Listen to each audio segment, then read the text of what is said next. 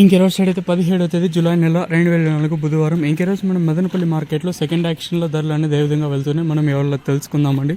తెలుసుకునే ముందు ఇంకా నేను ఎక్స్పెక్ట్ చేసేది కేవలం ఒక లైక్ ఒక సబ్స్క్రైబ్ మాత్రమే. ఇంకా విషయానికి వస్తే దిగుమతులు నేనుతో పోల్చుకుని పర్వాలేదు ఒక 30% మరి దిగుమతి అయితే పెరిగింది. ఈవెన్ ధర కూడా తగ్గింది. వేలంపాట్లు కూడా నిన్నటితో పోల్చుకుంటే ఈరోజు కొంచెం స్లోగానే జరిగాయి.